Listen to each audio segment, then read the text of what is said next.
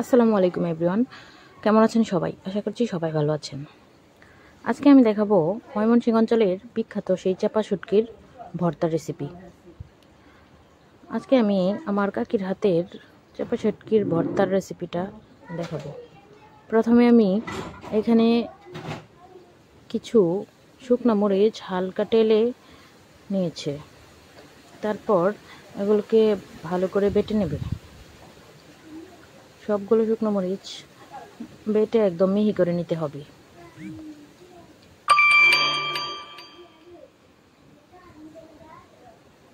একটু আস্তে আস্তে করে সবগুলো মরিচকে এভাবে বাটতে হবে। তারপর এখানে দিয়ে দিবে হালকা ভেজে রাখা কিছু রসুনগুলো মরিচের মধ্যে দিয়ে ভালো করে সেগুলো বেটে নেবে।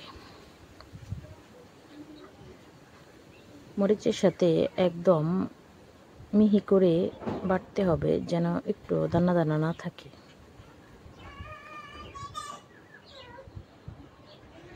তারপর এখানে দিয়ে দিবে কিছু চাপা শুটকি ভাজা। এগুলো একটাও তেল দিয়ে ভাজেনি, শুধু শুকনো খোলায় ভেজেছে। তারপর দিয়ে দিচ্ছে পরিমাণ মতো লবণটুকু দিয়ে ভালো করে আবার পুরো ভর্তাটা মাখিয়ে নেবে। তারপর এই ভর্তাটা যত বেশি বাটা হবে ততই মজা লাগবে।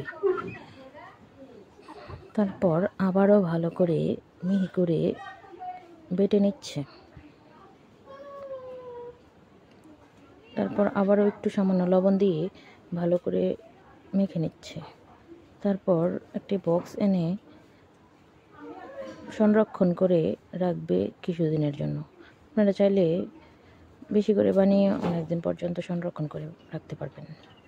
তারপর আমি পাটায় মাখা ভাত খাওয়ার জন্য কিছু ভাত নিয়ে নিয়েছি।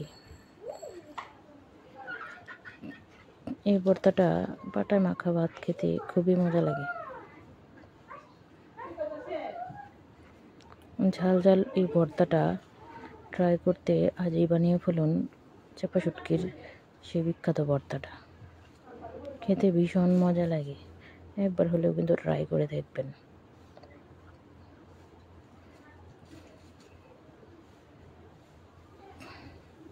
দেখুন, দেখতে কত লোভনীয় লাল টুকটুকে মরিচের ভর্তার সেই স্বাদ ঘ্রাণ পেতে আজই ট্রাই করুন।